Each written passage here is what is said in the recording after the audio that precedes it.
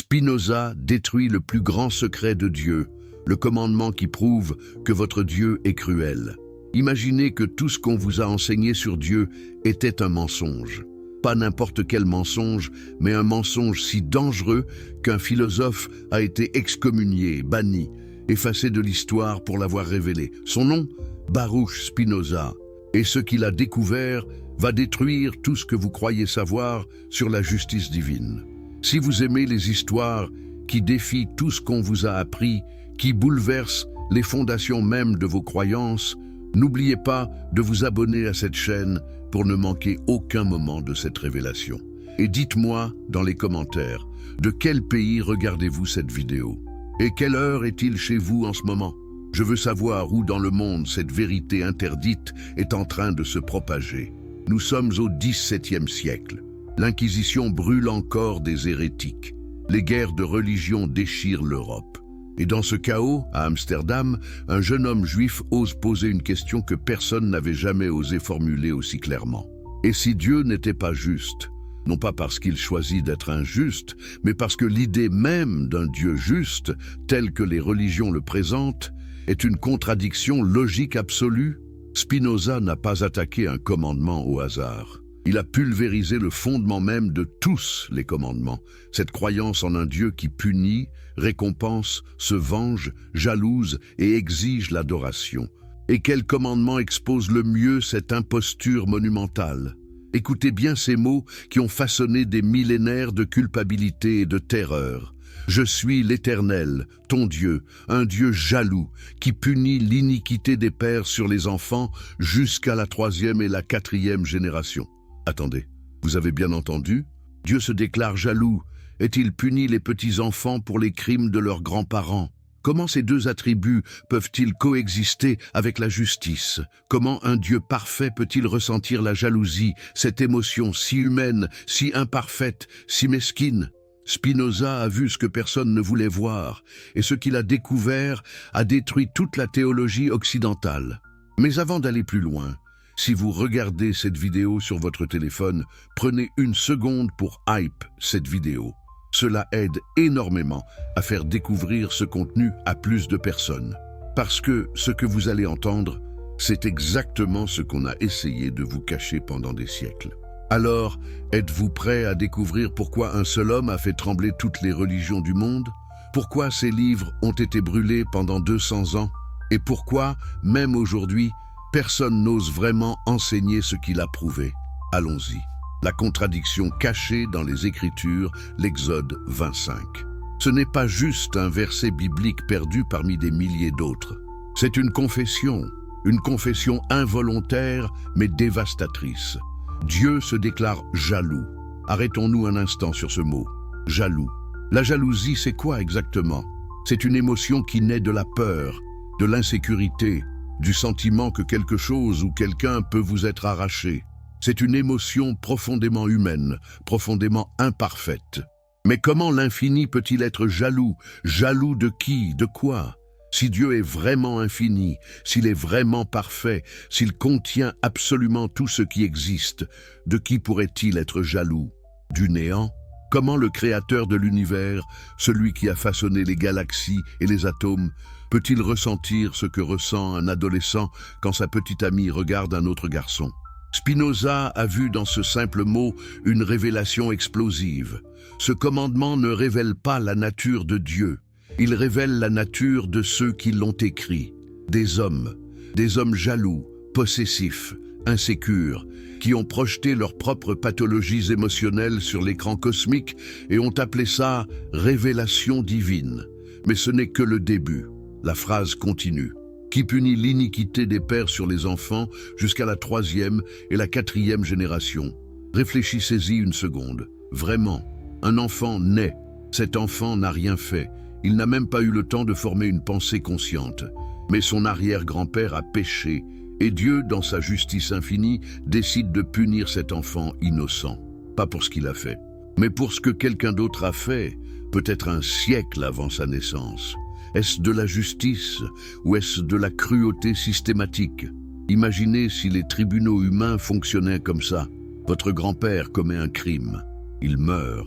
Alors la police vient vous arrêter, vous condamner, vous emprisonner pour un crime que vous n'avez pas commis, dont vous ne saviez même pas l'existence. Vous crieriez à l'injustice, vous appelleriez ça une dictature, un régime totalitaire, une monstruosité juridique. Alors pourquoi, quand on attribue exactement la même logique à Dieu, on appelle ça justice divine? Pourquoi cette double norme morale? Les humains doivent être justes, mais Dieu peut être injuste et on doit quand même l'appeler juste. Spinoza a refusé ce jeu mental. Il a dit non. Si Dieu est réellement parfait, il doit être parfaitement juste. Et si un comportement est injuste quand les humains le font, alors il est injuste quand Dieu le fait. Il n'y a pas deux morales. Il n'y a qu'une seule logique, une seule vérité. Et cette vérité, c'est que le commandement ment.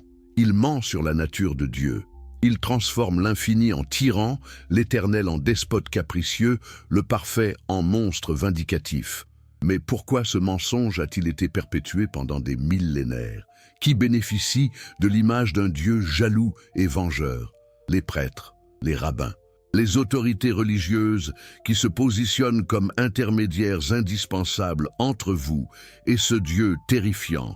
Si Dieu est accessible, rationnel, compréhensible, vous n'avez pas besoin d'eux. Mais si Dieu est jaloux, imprévisible, dangereux, alors vous avez désespérément besoin de quelqu'un pour intercéder en votre faveur. Le commandement n'est pas théologie, c'est stratégie de contrôle. Et Spinoza l'a vu. Il a vu comment la jalousie divine n'était qu'un outil pour maintenir les masses dans la peur perpétuelle. Une peur qui se transmet de génération en génération, exactement comme la punition décrite dans le commandement. Vos arrière-grands-parents avaient peur, vos grands-parents avaient peur, vos parents avaient peur, et maintenant, vous avez peur. Peur de quoi? D'un Dieu dont les caractéristiques ressemblent étrangement à celles d'un tyran humain psychologiquement instable. La logique, impossible, de la punition générationnelle. Approfondissons cette idée de punition générationnelle, parce que c'est là que toute la construction théologique s'effondre complètement. Un Dieu juste punit le coupable, c'est la définition même de la justice. La proportionnalité entre la faute et la punition, appliquée à celui qui a commis la faute. Un juge humain qui condamnerait un innocent serait immédiatement révoqué, emprisonné lui-même pour abus de pouvoir. La justice, même imparfaite, même corrompu parfois, reconnaît ce principe fondamental. On ne punit que le coupable. Mais Dieu, selon ce commandement, ne suit pas cette règle.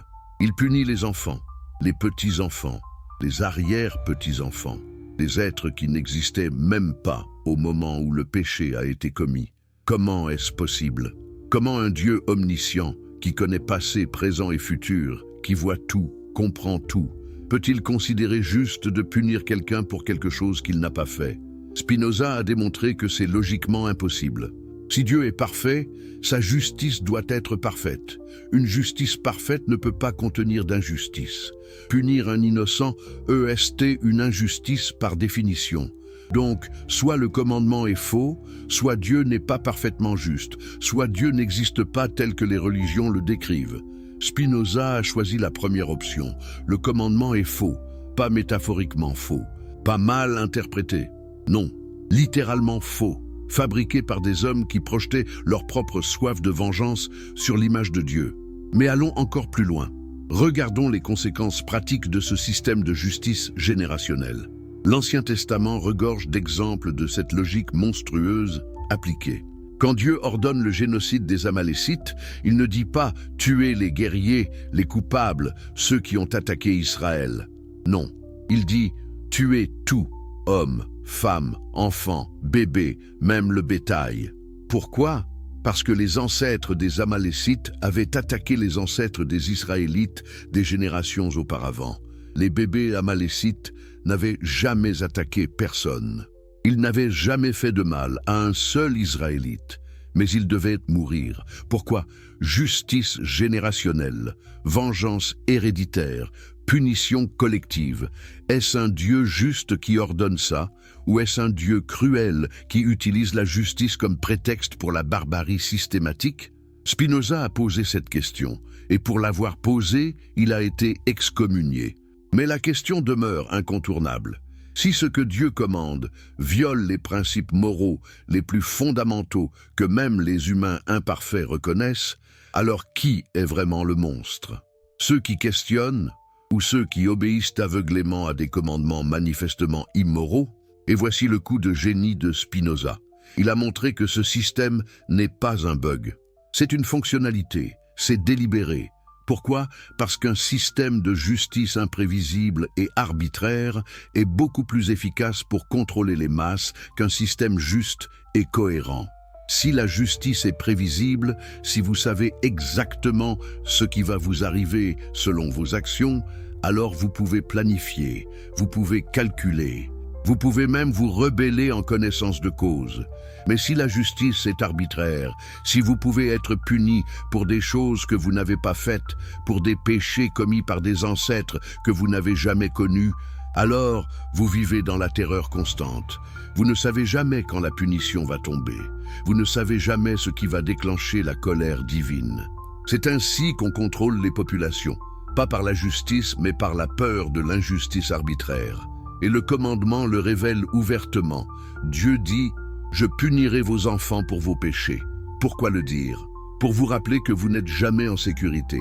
Même si vous êtes parfaitement vertueux, vos enfants peuvent souffrir. Même si vos enfants sont parfaitement vertueux, vos petits-enfants peuvent souffrir. Il n'y a aucune échappatoire, aucune sécurité, aucune justice, juste la terreur perpétuelle.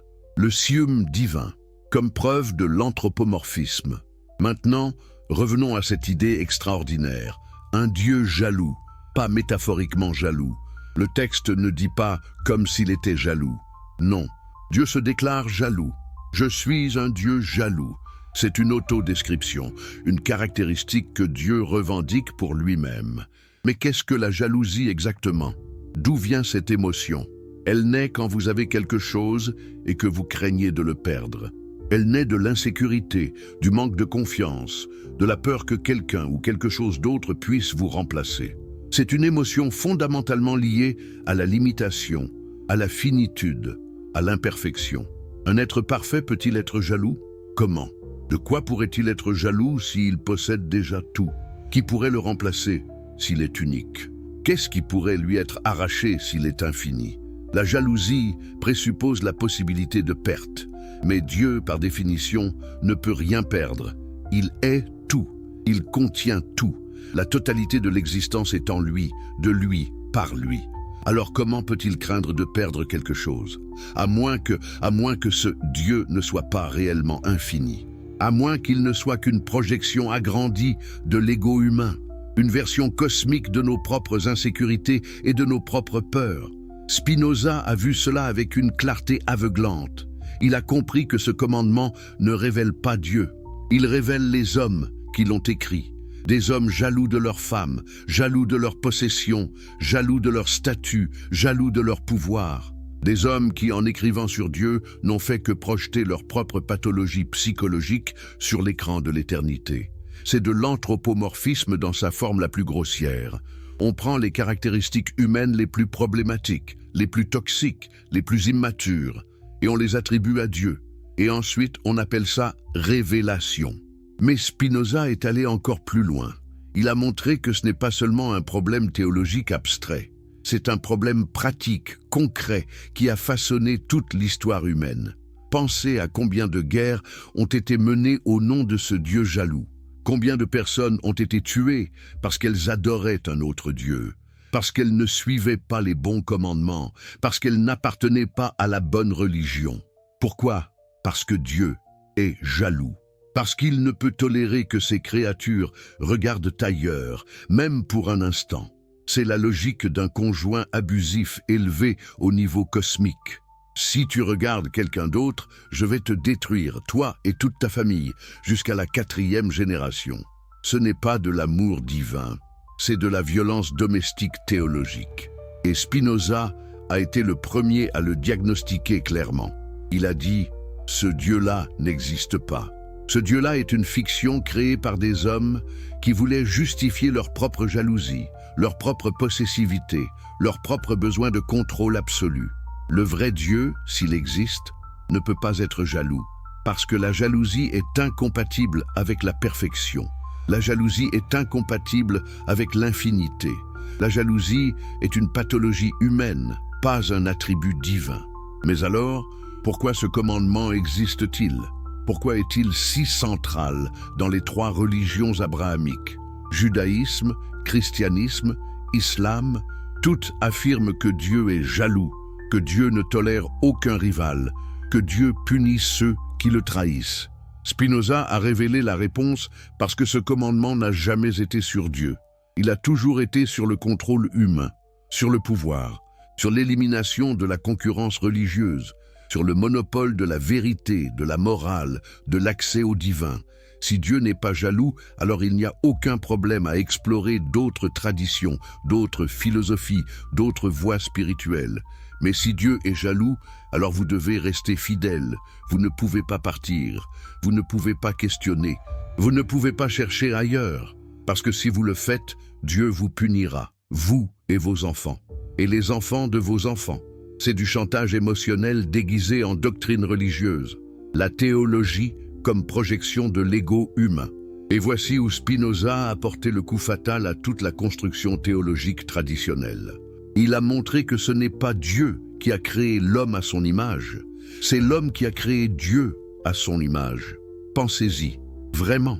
Regardez les attributs de ce Dieu biblique. Il se met en colère, il se repent de ses décisions, il change d'avis, il teste les gens pour voir s'ils lui sont fidèles, comme s'ils ne savaient pas déjà le résultat. Il se venge, il jalouse, il exige des sacrifices, des louanges, de l'obéissance absolue. Ça vous rappelle quelqu'un? Ça ressemble à quoi?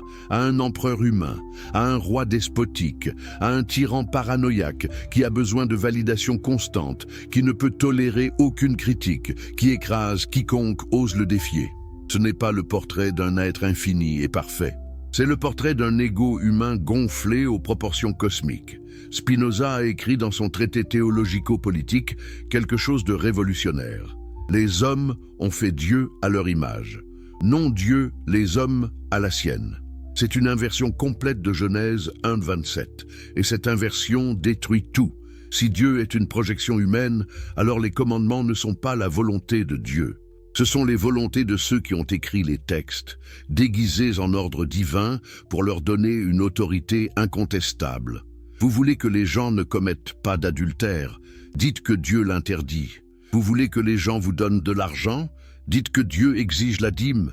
Vous voulez éliminer les religions concurrentes, dites que Dieu est jaloux et qu'il punira quiconque adore un autre Dieu. C'est brillant en un sens pervers, c'est du génie machiavélique, parce qu'une fois que vous avez convaincu les gens que vos opinions personnelles sont les commandements de Dieu, ils ne peuvent plus vous contredire sans blasphémer, ils ne peuvent plus remettre en question votre autorité sans défier Dieu lui-même. Et c'est exactement ce que Spinoza a osé faire. Il a dit « Non, vos textes ne sont pas divins, vos commandements ne viennent pas de Dieu. » Ce sont des fabrications humaines, créées dans des contextes historiques spécifiques, pour des raisons politiques et sociales spécifiques. Imaginez le scandale, imaginez le choc. Dans un monde où la Bible était considérée comme la parole littérale de Dieu, où chaque mot était sacré, où remettre en question un seul verset pouvait vous coûter la vie, Spinoza a dit que tout était une construction humaine. Et il ne l'a pas dit par provocation gratuite. Il l'a démontré logiquement, systématiquement, implacablement. Il a montré que le Dieu de l'Ancien Testament se contredit constamment. Il commande « Tu ne tueras point », puis ordonne des génocides. Il dit qu'il est miséricordieux, puis noie toute l'humanité sauf une famille. Il prétend être immuable, puis change d'avis sur ses propres décisions. Ces contradictions ne sont pas des mystères divins à contempler avec révérence. Ce sont des preuves que différents auteurs, à différentes époques, avec différents agendas, ont écrit ces textes. Et chacun a projeté sa propre conception de Dieu, sa propre moralité, ses propres préjugés. Le commandement sur la jalousie divine et la punition générationnelle révèlent exactement cela. Il révèle une culture tribale où la vengeance collective était normale, où l'identité familiale était tout, où les péchés des ancêtres étaient portés comme des malédictions par les descendants. Ce n'est pas la voix de l'infini, c'est la voix d'un peuple spécifique, à une époque spécifique, avec une compréhension très limitée de la justice, de la morale et de la nature de Dieu. Mais reconnaître cela signifie abandonner l'autorité divine des textes. Et si les textes ne sont plus divins, alors sur quoi repose l'autorité des prêtres, des rabbins, des imams? Sur rien. Leur pouvoir s'évapore instantanément. C'est pourquoi Spinoza a été excommunié, pas parce qu'il avait tort, mais parce qu'il avait raison et il le savait. La nature infinie contre le Dieu personnel. Spinoza n'a pas simplement critiqué la religion. Il a proposé une alternative radicalement différente. Une conception de Dieu si révolutionnaire qu'elle détruit toutes les religions organisées en une seule affirmation. Dieu est la nature est Dieu. Deus sive natura. C'est l'équation qui a fait trembler l'Europe. Qu'est-ce que ça signifie exactement? Ça signifie que Dieu n'est pas une personne. Dieu n'est pas un être conscient qui pense, qui décide, qui choisit. Dieu est l'existence elle-même. Dieu est la totalité de tout ce qui est, la substance unique dont tout découle nécessairement. Et si Dieu est la nature, si Dieu est l'existence elle-même, alors Dieu ne peut pas vouloir quelque chose. Pourquoi? Parce que vouloir implique manquer. Vous voulez ce que vous n'avez pas, mais Dieu, étant tout, ne peut rien manquer. Il ne peut rien désirer. Il ne peut rien vouloir. Donc, quand la Bible dit que Dieu veut votre adoration, Spinoza répond « impossible ». Un Dieu qui veut quelque chose est un Dieu incomplet, un Dieu qui manque de quelque chose. Mais un Dieu qui manque de quelque chose n'est pas parfait. Et s'il n'est pas parfait, ce n'est pas Dieu. Vous voyez la logique? C'est imparable. Soit Dieu est parfait et donc ne peut rien vouloir, soit Dieu veut quelque chose et donc n'est pas parfait. Il n'y a pas de troisième option. Et si Dieu ne peut rien vouloir, alors tous les commandements qui prétendent exprimer ce que Dieu veut sont automatiquement faux. Ce ne sont pas les désirs de Dieu. Ce sont les désirs de ceux qui ont écrit les textes, projetés sur Dieu pour leur donner une autorité absolue. Mais Spinoza va encore plus loin. Il démonte l'idée même de volonté divine. Si Dieu a une volonté, alors il peut choisir entre différentes options. Aujourd'hui, il veut ceci, demain, il peut vouloir cela. Mais si Dieu peut changer d'avis, alors il est mutable. Et s'il est mutable, il n'est pas parfait, parce que la perfection implique l'immutabilité. Ce qui est parfait ne peut pas changer, parce que tout changement serait soit une amélioration, soit une détérioration. Si c'est une amélioration, alors il n'était pas parfait avant. Si c'est une détérioration, alors il n'est plus parfait après. Dans les deux cas, adieu la perfection divine. Donc, un Dieu parfait ne peut pas avoir de volonté au sens humain du terme. Il ne peut pas décider de faire ceci plutôt que cela. Tout ce qui existe découle nécessairement de sa nature, comme les propriétés d'un triangle découlent nécessairement de sa définition. Le triangle n'a pas choisi d'avoir des angles qui totalisent 180 degrés. C'est une nécessité logique de ce qu'est un triangle. De même, l'univers n'a pas été choisi par Dieu. Il découle nécessairement de ce qu'est Dieu. Et si tout découle nécessairement de la nature de Dieu, alors il n'y a pas de libre arbitre, ni pour Dieu, ni pour les humains. Tout est déterminé, tout est nécessaire, tout est exactement comme il doit être. Vous commencez à voir les implications? Si tout est nécessaire, si rien ne pourrait être autrement, alors le concept même de péché s'effondre. Le péché présuppose que vous auriez pu agir autrement. Mais si tout est déterminé, vous ne pouviez pas agir autrement. Vous avez fait exactement ce que les lois de la nature vous ont déterminé à faire. Et si vous ne pouviez pas agir autrement, comment peut-on vous punir justement? Comment Dieu peut-il vous condamner pour avoir fait exactement ce que sa propre nature vous a déterminé à faire? C'est absurde. C'est comme punir l'eau pour être mouillée, ou punir le feu pour être chaud. Ces choses ne peuvent pas être autrement. Elles sont ce qu'elles sont par nécessité naturelle. Les humains aussi. Vous êtes ce que vous êtes par nécessité naturelle. Vos actions découlent de votre nature, de vos expériences passées, de l'état de votre corps et de votre esprit à ce moment précis. Vous ne choisissez pas vraiment au sens libertarien du terme. Vous réagissez selon votre nature. Et si c'est vrai, alors tout le système de récompense et de punition divine s'effondre. Il n'y a pas de pécheurs et de saints. Il n'y a que des modes différents de l'unique substance divine, chacun agissant selon sa nature déterminée. Le commandement qui promet punition et récompense ne peut pas être vrai dans un univers déterministe. C'est une impossibilité logique. Dieu ne peut pas justement punir ce qu'il a lui-même rendu nécessaire. Mais alors, pourquoi ce commandement existe-t-il? Pourquoi toutes les religions sont-elles construites sur ce système de carottes et de bâtons, de paradis et d'enfer, de récompense et de punition? Spinoza répond: parce que c'est le seul moyen de contrôler les masses qui n'ont pas atteint la compréhension philosophique. Si les gens ne comprennent pas la nécessité naturelle, s'ils croient encore qu'ils ont le libre arbitre, alors vous devez les motiver par la peur et l'espoir. Peur de la punition, espoir de la récompense. Mais c'est une morale infantile. C'est la morale d'un enfant qui obéit parce qu'il a peur d'être puni ou parce qu'il veut une récompense. Ce n'est pas la vraie vertu. La vraie vertu, selon Spinoza, c'est agir selon la raison, comprendre votre place dans l'ordre naturel et agir en harmonie avec cette compréhension. Pas parce que vous aurez une récompense, pas parce que vous éviterez une punition, mais parce que c'est votre nature d'agir ainsi quand vous comprenez vraiment ce que vous êtes et ce qu'est l'univers. Dieu ne peut rien vouloir. Approfondissons cette idée révolutionnaire. Dieu ne peut rien vouloir.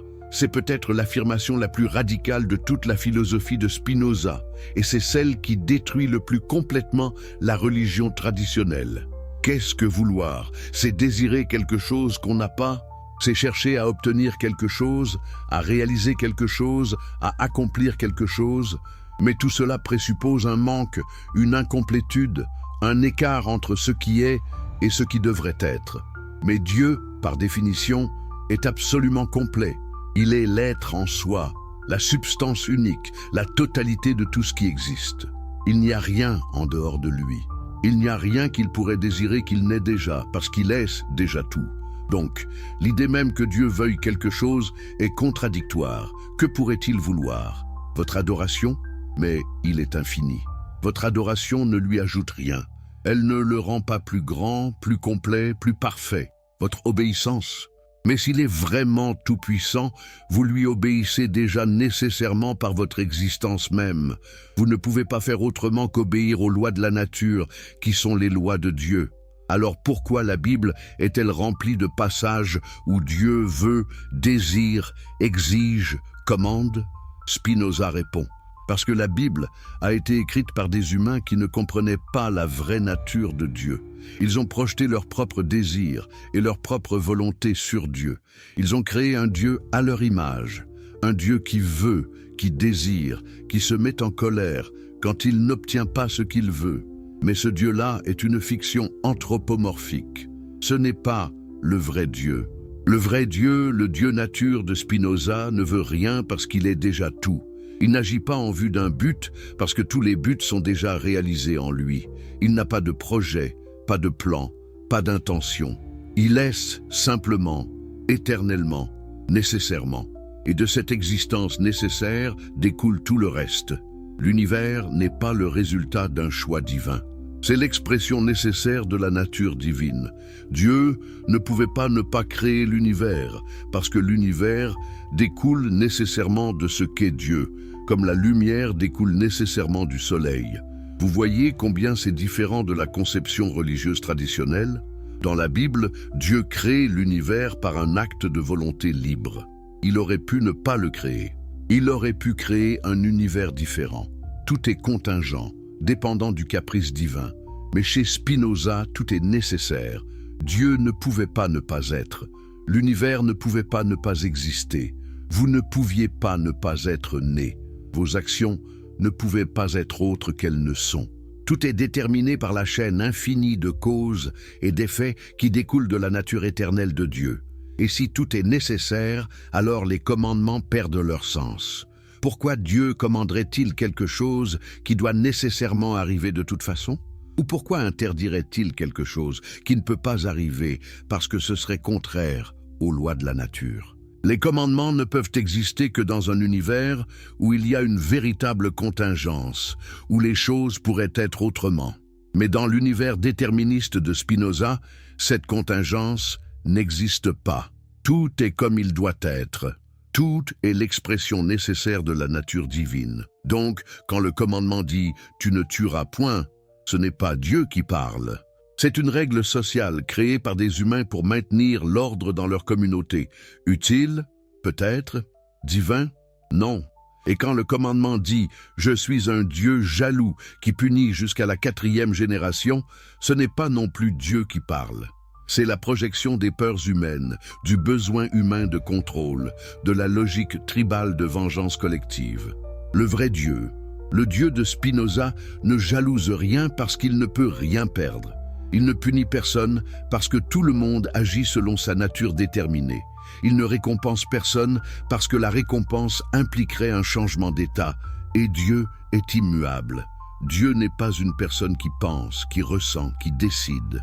Dieu est l'être lui-même, la substance éternelle, l'ordre immuable de la nature. Et comprendre cela, c'est se libérer de toutes les peurs religieuses, de toutes les culpabilités induites, de tous les commandements arbitraires. Parce que si Dieu ne veut rien, alors il ne peut pas être en colère contre vous. Si Dieu ne punit pas, alors il n'y a pas d'enfer à craindre.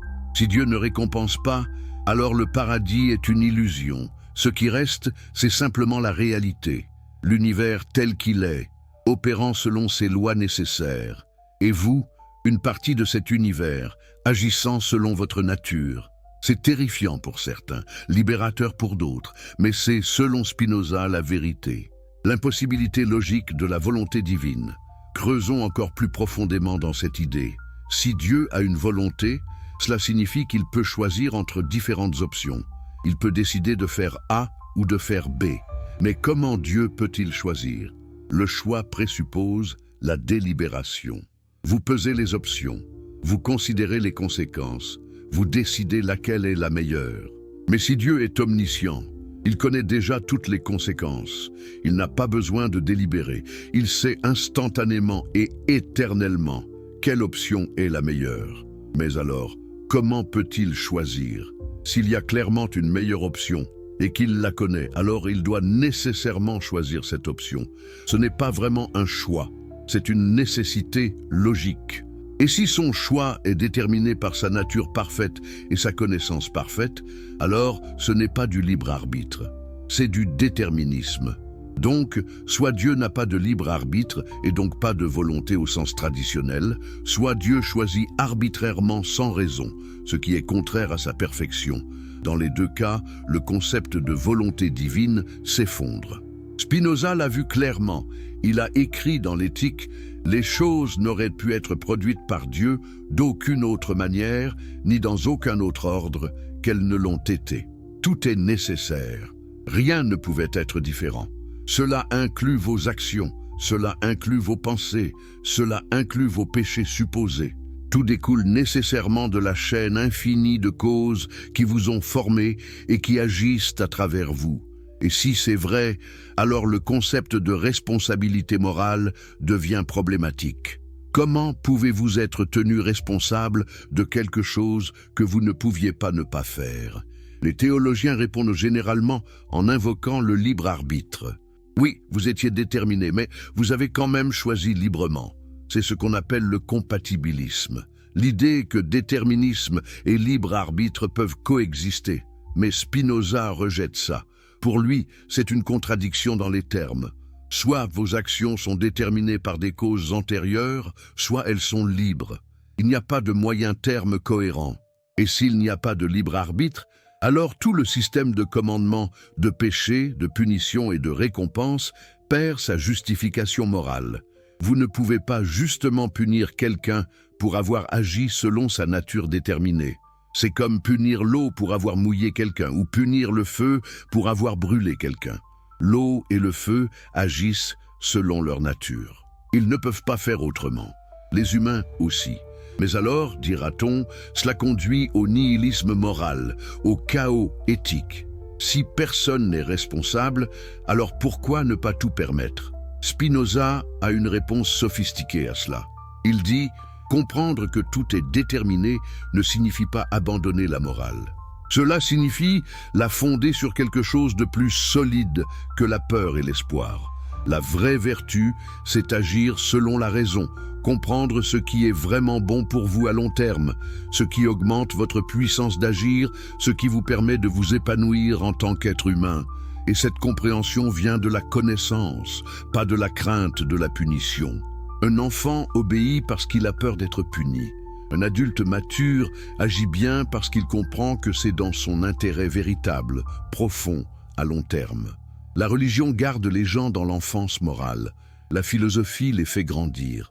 Et le commandement qui menace de punition jusqu'à la 4e génération, c'est la parfaite illustration de cette morale infantile. Obéis ou tes petits-enfants souffriront. Ce n'est pas une invitation à la sagesse, c'est une menace brutale destinée à terroriser les gens pour qu'ils obéissent sans comprendre. Mais une fois que vous comprenez que Dieu ne peut pas vouloir, ne peut pas punir, ne peut même pas être conscient au sens où nous le sommes, alors cette menace perd tout son pouvoir. Elle se révèle pour ce qu'elle est, une invention humaine destinée à contrôler d'autres humains. Et c'est ça, la révolution spinoziste. Ce n'est pas l'athéisme. Spinoza n'a jamais nié l'existence de Dieu. Il a redéfini Dieu de manière si radicale que toutes les religions organisées deviennent obsolètes. Dieu existe, mais Dieu est la nature. Et la nature ne commande pas, ne menace pas, ne jalouse pas. Elle est simplement, dans toute sa nécessité implacable et magnifique, le déterminisme absolu de la substance unique. Maintenant, explorons plus profondément ce concept de déterminisme absolu. C'est peut-être l'aspect le plus difficile à accepter de la philosophie de Spinoza, mais c'est aussi le plus libérateur une fois qu'on le comprend vraiment. Spinoza commence par une proposition simple. Il n'existe qu'une seule substance. Cette substance est Dieu, ou la nature. Tout ce qui existe est soit cette substance elle-même, soit un mode de cette substance. Une vague n'est pas une chose séparée de l'océan. C'est une modification temporaire de l'océan. De même, vous n'êtes pas une chose séparée de Dieu. Vous êtes une modification temporaire, un mode de la substance divine unique. Et si tout est un seul système interconnecté, alors tout est nécessairement lié par des chaînes de cause à effet. Rien n'arrive par hasard, rien n'est contingent. Chaque événement est la conséquence nécessaire d'événements antérieurs qui eux-mêmes sont les conséquences nécessaires d'événements encore plus anciens, à l'infini. Votre naissance n'était pas un accident. Elle était la conséquence nécessaire de millions d'événements. La rencontre de vos parents, leur décision d'avoir un enfant, la conception à ce moment précis plutôt qu'un autre, qui elle-même dépendait de milliards de facteurs biologiques, chimiques, physiques. Vos pensées en ce moment même ne sont pas libres. Elles sont déterminées par l'état actuel de votre cerveau, qui lui-même est déterminé par toutes vos expériences passées, votre génétique, votre environnement, les mots que vous lisez en ce moment, la température de la pièce, le niveau de glucose dans votre sang. Tout est déterminé, absolument tout. Et si tout est déterminé, alors les concepts de péché, de faute, de responsabilité morale, au sens traditionnel, s'effondrent. Vous ne pouviez pas ne pas faire ce que vous avez fait. C'était nécessaire, donner l'état du monde au moment où vous l'avez fait. Cela ne signifie pas que les actions n'ont pas de conséquences. Bien sûr qu'elles en ont. Si vous tuez quelqu'un, la société vous punira. Mais cette punition n'est pas une rétribution morale. C'est une conséquence naturelle, une partie de la chaîne causale. La société vous punit non pas parce que vous êtes mauvais, dans un sens métaphysique, mais parce que votre punition sert à dissuader d'autres personnes et à vous rééduquer. C'est une vision complètement différente de la justice. Ce n'est plus une question de mérite et de démérite cosmique, c'est une question de cause et d'effet naturel. Et le commandement qui promet punition divine jusqu'à la 4e génération, il devient absurde dans ce cadre. Pourquoi Dieu punirait-il des effets nécessaires de sa propre nature? C'est comme si l'océan punissait les vagues pour être des vagues. Ça n'a aucun sens. Mais voici où ça devient vraiment intéressant. Spinoza dit que comprendre ce déterminisme, vraiment le comprendre et l'accepter, c'est le chemin vers la liberté et la paix intérieure. comment. N'est-ce pas déprimant de réaliser que vous n'avez aucun contrôle, que tout est déterminé, que vous êtes juste une marionnette des lois de la nature? Spinoza répond, non, c'est libérateur. Parce que tant que vous croyez au libre arbitre, vous vous battez constamment contre la réalité. Vous vous culpabilisez pour des choses que vous ne pouviez pas éviter. Vous regrettez des décisions qui étaient inévitables. Vous vivez dans un état constant de conflit intérieur. Mais une fois que vous comprenez et acceptez le déterminisme, ce conflit cesse. Vous arrêtez de vous battre contre ce qui est. Vous acceptez les choses telles qu'elles sont, pas avec résignation passive, mais avec compréhension active. Vous continuez à agir, bien sûr, mais vous agissez en sachant que vos actions, elles aussi, sont déterminées, qu'elles font partie du flux naturel des choses. Et cette acceptation apporte une paix profonde. C'est ce que Spinoza appelle « amor Dei intellectualis », l'amour intellectuel de Dieu. Ce n'est pas un amour émotionnel. C'est une acceptation rationnelle de la nécessité de toute chose, une compréhension que tout ce qui arrive est l'expression nécessaire de la nature divine. Et une fois que vous atteignez cet état, la peur de la punition divine disparaît. Comment pourriez-vous avoir peur de quelque chose qui fait nécessairement partie de l'ordre naturel? Comment pourriez-vous craindre Dieu quand vous comprenez que Dieu n'est pas une personne qui juge, mais l'ordre naturel lui-même? Le commandement perd tout son pouvoir. Je suis un Dieu jaloux qui punit jusqu'à la 4e génération? Non. Dieu est la nature elle-même, opérant selon tes lois éternelles et nécessaires. Tu ne jalouses rien, tu ne punis personne, tu haies simplement. Et moi, en tant que mode de ta substance, j'agis selon ma nature déterminée. Je ne peux pas pécher contre toi, parce que je ne peux pas agir contre ta nature. Tout ce que je fais est une expression de ta nature à travers moi. C'est une vision radicalement différente de la relation entre l'humain et le divin. Ce n'est plus une relation de maître et esclave, de juge et accusé. C'est une relation d'identité partielle. Vous êtes une partie de Dieu. Vos actions sont les actions de Dieu à travers vous. Blasphématoire, peut-être selon les standards religieux traditionnels, mais logiquement cohérent selon la métaphysique de Spinoza. Et c'est pourquoi il a été excommunié. Pas parce qu'il niait Dieu, mais parce qu'il transformait Dieu en quelque chose de si différent que toute la structure de la religion organisée devenait inutile. Pas besoin de prêtre pour intercéder. Vous êtes déjà une partie de Dieu, pas besoin de rituel pour plaire à Dieu. Dieu ne peut pas être satisfait ou insatisfait. Pas besoin de commandement pour connaître la volonté de Dieu. Dieu n'a pas de volonté. Il y a seulement la nécessité naturelle que vous pouvez comprendre par la raison. C'est la religion naturelle de Spinoza. Et elle détruit toutes les religions révélées d'un seul coup. Dites-moi dans les commentaires, cette perspective change-t-elle votre vision de la responsabilité morale? Et surtout, de quel pays regardez-vous cette révélation philosophique? Quelle heure est-il chez vous pendant que ces idées détruisent les fondements de siècles de croyances? Le Dieu jaloux est la psychologie de la tyrannie. Et si je vous disais que votre conception de Dieu ressemble exactement au profil psychologique d'un abuseur, que chaque caractéristique que les textes sacrés attribuent à la divinité correspond parfaitement aux traits d'un tyran narcissique? C'est exactement ce que Spinoza a découvert, et c'est pour cette découverte qu'il a payé le prix ultime. Mais avant d'aller plus loin dans cette révélation qui va bouleverser tout ce que vous pensiez savoir, si vous aimez ce genre d'histoires qui remettent en question les fondements mêmes de nos croyances, cliquez sur s'abonner maintenant pour ne manquer aucun moment de cette enquête philosophique explosive. Et dites-moi dans les commentaires, de quel pays regardez-vous cette vidéo en ce moment?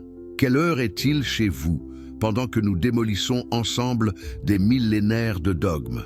Si vous êtes sur votre téléphone, prenez juste une seconde pour hype cette vidéo. Cela aide énormément à faire découvrir ce contenu à plus de personnes qui ont besoin d'entendre cette vérité. Revenons à notre question centrale, la jalousie divine. Qu'est-ce que la jalousie exactement? C'est une émotion complexe qui naît quand vous possédez quelque chose ou quelqu'un et que vous craignez de le perdre au profit d'un rival. C'est une émotion profondément enracinée dans la peur, l'insécurité et le besoin de contrôle exclusif. Quand votre partenaire parle à quelqu'un d'autre et que vous ressentez cette brûlure dans la poitrine, cette anxiété montante, cette envie de contrôler, de surveiller, de restreindre, c'est la jalousie qui parle. Et que fait cette jalousie? Elle transforme l'amour en possession, la relation en cage, la confiance en suspicion. Maintenant, imaginez cette dynamique amplifiée à l'échelle cosmique. Imaginez un être qui possède littéralement tout l'univers, mais qui se sent quand même menacé, qui se sent quand même en compétition, qui se sent quand même insécure, au point de proclamer « Tu n'adoreras aucun autre Dieu que moi, car je suis jaloux ». Mais attendez, réfléchissons logiquement à cela. Si Dieu est vraiment infini, vraiment tout-puissant, vraiment parfait, de qui pourrait-il être jaloux? Les autres dieux n'existent pas selon la théologie monothéiste. Donc Dieu est jaloux de rien, de néant, d'illusion. C'est comme si le soleil était jaloux des étoiles que vous dessinez sur du papier. Ça n'a aucun sens, n'est-ce pas? À moins que ce Dieu ne soit pas réellement infini, à moins qu'il ne soit qu'une projection amplifiée de l'ego humain, avec toutes ses insécurités, toutes ses peurs, tous ses besoins névrotiques de validation et de contrôle. Spinoza a été le premier à formuler cette observation avec une clarté chirurgicale. Il a écrit que les hommes se sont créés un Dieu qui ressemble étrangement à un roi oriental despotique parce que c'était le seul modèle de pouvoir absolu qu'ils connaissaient. Un roi qui exige l'obéissance totale, un roi qui ne tolère aucune dissidence, un roi qui punit non seulement les traîtres, mais aussi leurs enfants, leurs petits-enfants, leurs arrière-petits-enfants. Est-ce que ça vous rappelle quelque chose? Est-ce que ça ne ressemble pas exactement au régime totalitaire que l'humanité a connu à travers l'histoire? Staline punissait les familles entières des dissidents. Mao envoyait 3 générations en camp de rééducation. Les dictateurs nord-coréens emprisonnent encore aujourd'hui les descendants de ceux qui ont fui le régime il y a des décennies. Et nous appelons ça de la tyrannie quand les humains le font. Mais quand Dieu le fait, nous appelons ça de la justice. Pourquoi cette dissonance cognitive? Pourquoi acceptons-nous d'un Dieu ce que nous condamnons chez les humains? Spinoza a refusé cette hypocrisie. Il a dit « Si un comportement est mauvais, il est mauvais partout, pour tout le monde, y compris pour Dieu. Il n'y a pas 2 systèmes moraux, un pour les créatures et un autre pour le Créateur. La logique est la logique, la justice est la justice. Et la jalousie reste la jalousie, même quand on l'attribue à Dieu. Mais allons plus profond dans cette psychologie de la jalousie divine. Pourquoi un texte sacré insisterait-il autant sur le fait que Dieu est jaloux? Qu'est-ce que cela révèle sur les intentions de ceux qui ont écrit ce texte? Pensez à un partenaire abusif. Que fait-il? Il commence par vous isoler. Il vous dit « Tu n'as besoin de personne d'autre que moi. Tes amis sont mauvais pour toi. Ta famille ne te comprend pas. Je suis le seul qui t'aime vraiment. » Ensuite, il établit un monopole émotionnel. Vous ne devez aimer que lui. Pensez qu'à lui. Vivre pour lui. Et si vous regardez ailleurs, même innocemment, il explose. Il vous accuse de trahison. Il vous menace. Il vous punit. Maintenant, relisez le premier commandement avec cette grille de lecture. Tu n'auras pas d'autre Dieu devant ma face. Car moi, l'Éternel ton Dieu, je suis un Dieu jaloux. C'est exactement le même langage, exactement la même dynamique. Isolement, monopole, menace. Et ça continue. Qui punit l'iniquité des pères sur les enfants jusqu'à la 3e et la 4e génération de ceux qui me haïssent? Traduction. Si tu me quittes, si tu regardes ailleurs, si tu oses me désobéir, je ne te punirai pas seulement toi, je punirai tes enfants, tes petits-enfants. Je m'assurerai que ta trahison te poursuive à travers les générations, que tu ne puisses jamais échapper aux conséquences de m'avoir défié. C'est du chantage émotionnel à l'échelle cosmique. C'est de la manipulation psychologique élevée au rang de doctrine religieuse. Et Spinoza l'a vu. Il a vu que ce commandement ne révèle pas un Dieu d'amour. Il révèle un Dieu de contrôle. Un Dieu qui utilise la peur, la culpabilité et la menace pour maintenir une emprise absolue sur ses sujets. Mais pourquoi? Pourquoi des êtres humains écriraient-ils un tel portrait de Dieu? Spinoza répond: parce que c'est exactement le genre de Dieu dont ils avaient besoin pour maintenir leur propre pouvoir. Si vous êtes un prêtre, un prophète ou un leader religieux, quel genre de Dieu voulez-vous que les gens adorent? Un Dieu accessible, rationnel, compréhensible, qui ne nécessite aucun intermédiaire, ou un Dieu terrifiant, imprévisible, jaloux, qui a besoin que vous, le prêtre, intercédiez en faveur du peuple. Évidemment, vous voulez le second, parce que le second vous donne du pouvoir. Il vous rend indispensable. Si Dieu est jaloux et dangereux, alors les gens ont désespérément besoin de quelqu'un qui connaît les rituels appropriés, qui sait comment apaiser la colère divine, qui peut négocier entre l'humanité terrifiée et la divinité vengeresse. C'est pour ça que le commandement insiste tant sur la jalousie divine. Pas parce que Dieu est réellement jaloux, mais parce qu'un Dieu jaloux est utile pour maintenir le contrôle sacerdotal sur les masses. Et voyez comment c'est brillant d'un point de vue manipulatoire. En déclarant Dieu jaloux, vous créez automatiquement une demande pour vos services. Les gens ne peuvent plus avoir une relation directe avec le divin. Ils doivent passer par vous. Ils doivent suivre vos règles. Ils doivent vous donner leur argent, leur obéissance, leur vie entière. Parce que sinon, le Dieu jaloux les punira. Et pas seulement eux, mais leurs descendants pendant 4 générations. C'est du génie maléfique. C'est la construction d'un système de contrôle perpétuel, basé sur la peur héréditaire. Vos arrière-grands-parents craignaient ce Dieu. Vos grands-parents craignaient ce Dieu. Vos parents craignaient ce Dieu. Et maintenant, vous craignez ce Dieu.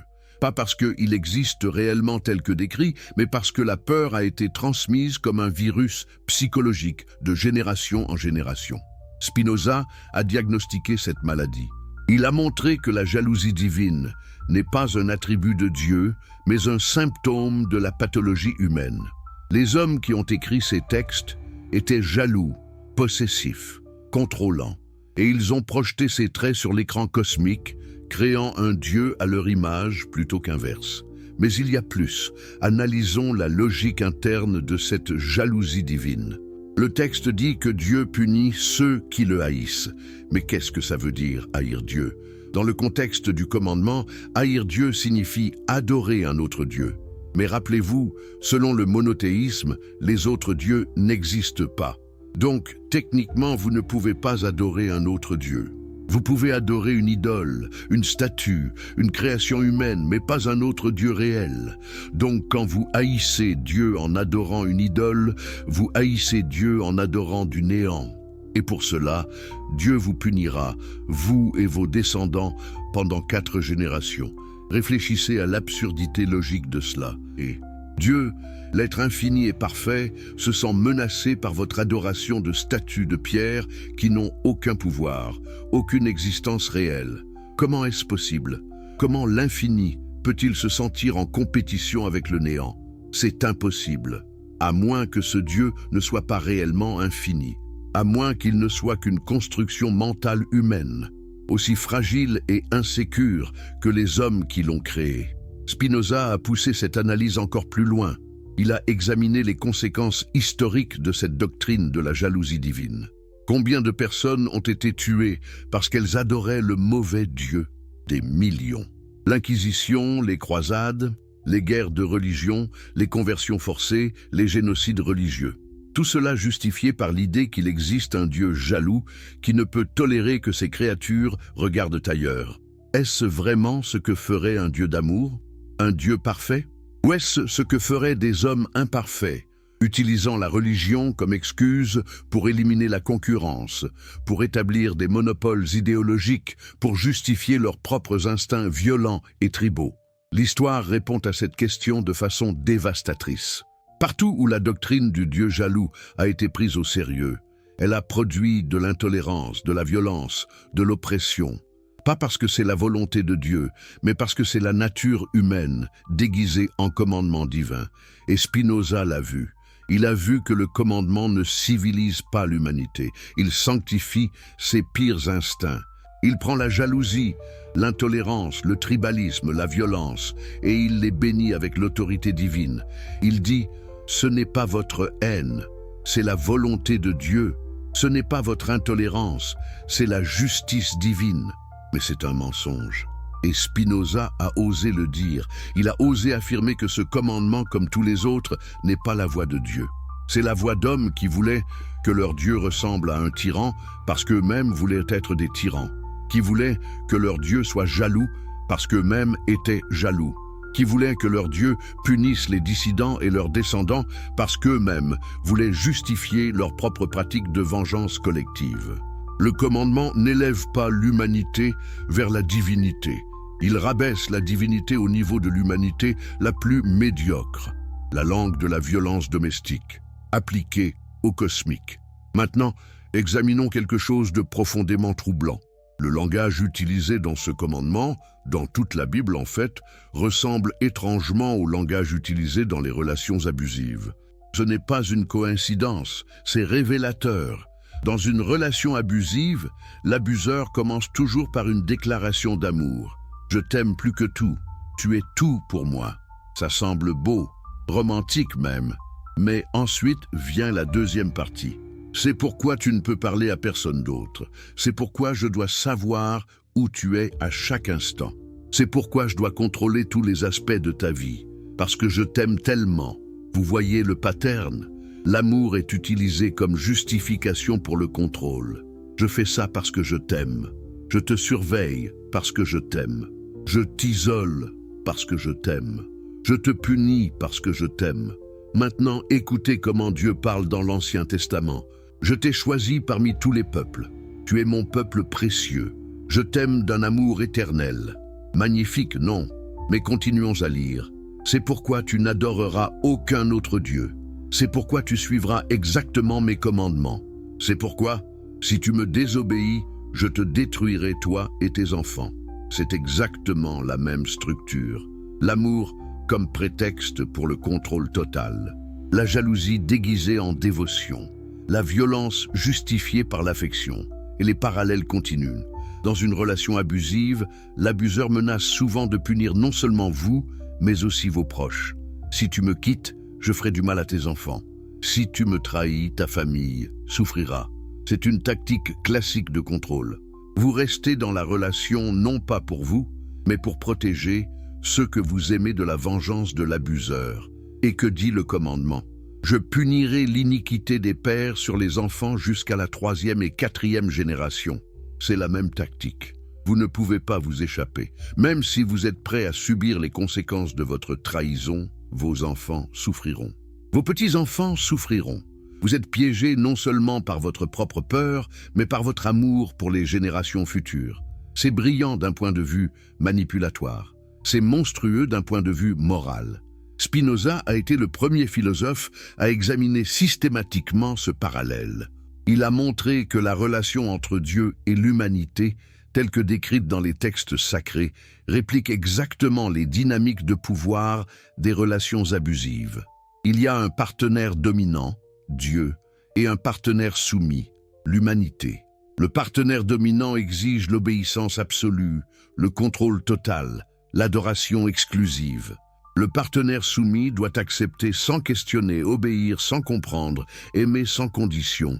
Et si le partenaire soumis ose remettre en question, ose désobéir, ose chercher l'indépendance, punition, violence, destruction, non seulement du coupable mais aussi de ses proches, pour s'assurer que la leçon soit bien comprise.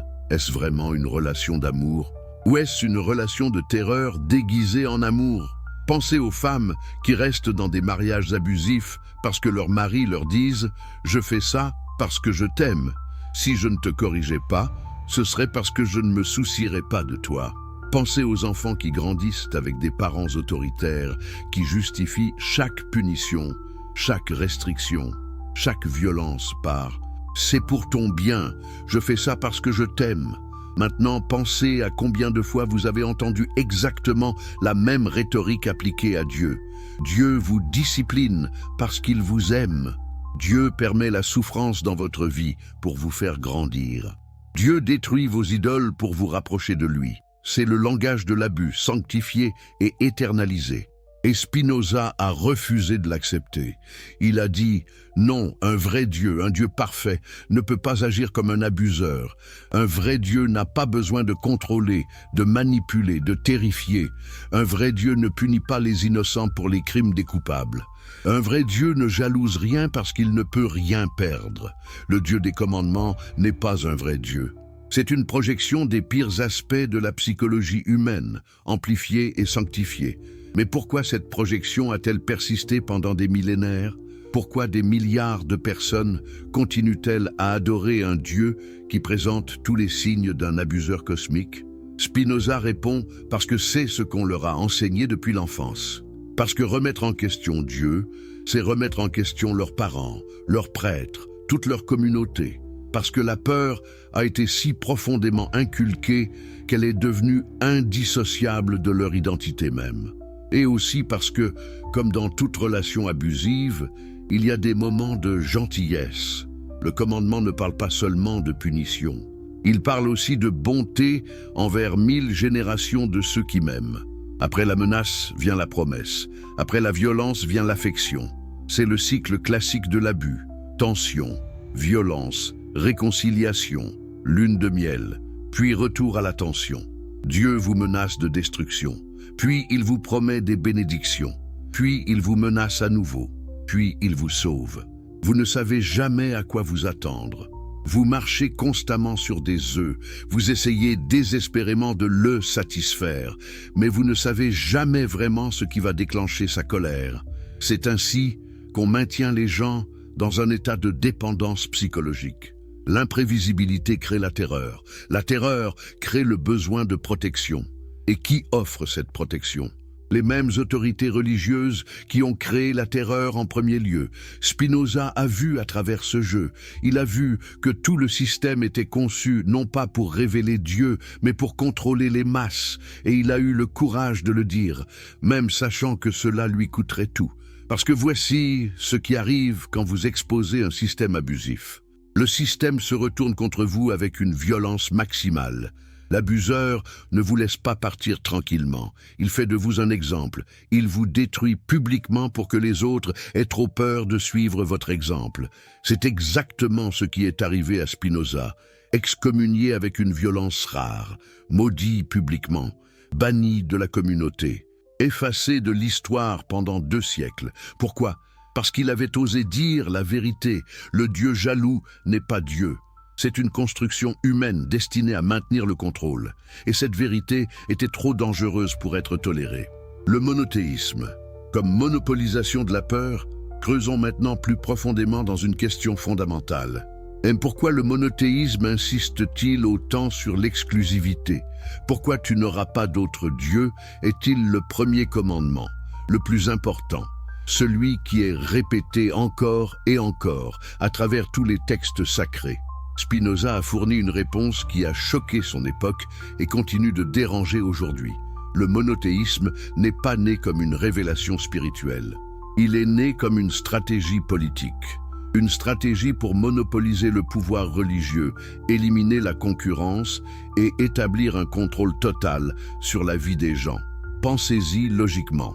Dans le monde antique, chaque tribu, chaque cité, chaque région avait ses propres dieux. Il y avait un marché religieux ouvert. Si vous n'aimiez pas votre dieu local, vous pouviez adopter un autre. Si un dieu ne répondait pas à vos prières, vous pouviez essayer un autre. C'était une sorte de pluralisme religieux, imparfait certes, mais au moins il offrait des options. Maintenant, imaginez que vous êtes un leader religieux dans ce contexte. Comment établissez-vous votre domination? Comment vous assurez-vous que les gens ne peuvent pas simplement partir vers une autre religion? Vous créez un Dieu qui interdit absolument toute alternative. Vous créez un Dieu qui ne dit pas seulement « je suis le meilleur Dieu ». Vous créez un Dieu qui dit « je suis le seul Dieu » et tous les autres sont des impostures démoniaques. C'est exactement ce que fait le premier commandement. Il ne se contente pas de promouvoir un Dieu, il criminalise tous les autres. Il transforme la préférence religieuse en crime capital. Il fait de l'exploration spirituelle un acte de trahison cosmique et remarquez la menace qui accompagne ce commandement. Ce n'est pas juste « je suis ton seul Dieu », c'est « Je suis ton seul Dieu et je suis jaloux ». La jalousie est explicitement mentionnée. Pourquoi? Pour vous faire comprendre que ce Dieu surveille, il observe, il note. Et si vous osez regarder ailleurs, même momentanément, il le saura et il vous punira. C'est la création d'un régime de surveillance théologique. Dieu devient le Big Brother cosmique qui voit tout, sait tout et punit toute déviation. Vous ne pouvez jamais baisser votre garde, vous ne pouvez jamais explorer, vous ne pouvez jamais questionner. Parce que les yeux jaloux de Dieu sont toujours sur vous. Spinoza a montré que cette stratégie était incroyablement efficace pour maintenir le contrôle social. Dans une société polythéiste, si un prêtre abuse de son pouvoir, les gens peuvent simplement changer de temple, adopter un autre Dieu. Mais dans une société monothéiste avec un Dieu jaloux, il n'y a nulle part où aller. Vous êtes piégé. La seule option est l'obéissance ou l'anéantissement. Et regardez comment cela a fonctionné historiquement. Partout où le monothéisme abrahamique s'est répandu, qu'est-il arrivé aux autres religions? Elles ont été éliminées. Pas par argument, pas par persuasion, mais par la force.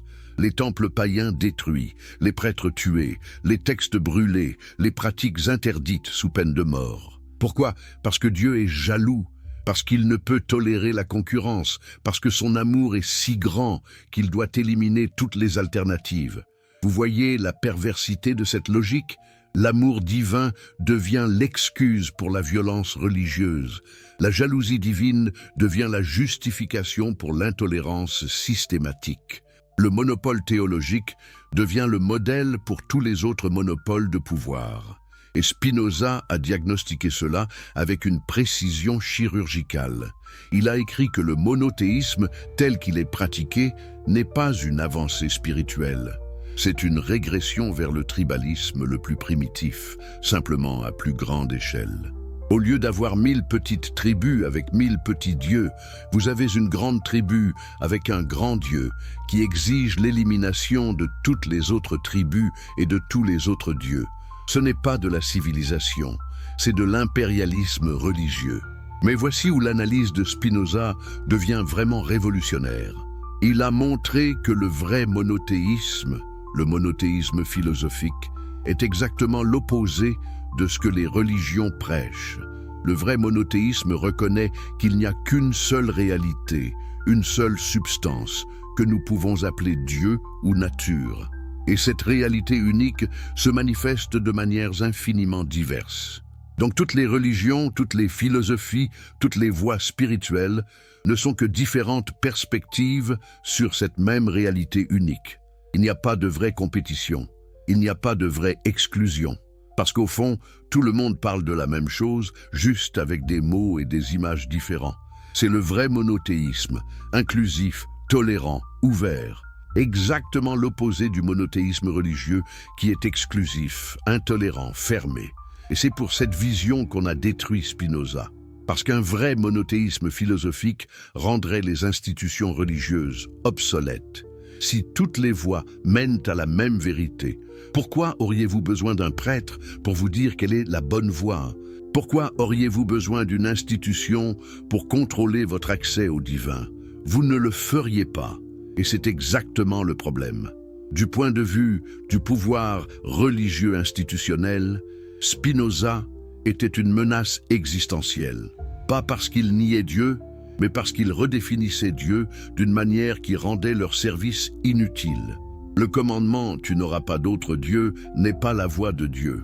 C'est la voie d'institutions humaines qui veulent éliminer la concurrence et établir un monopole sur la vérité, sur la morale, sur l'accès au sacré. Et Spinoza a refusé de participer à ce monopole. Il a dit « La vérité est accessible à tous.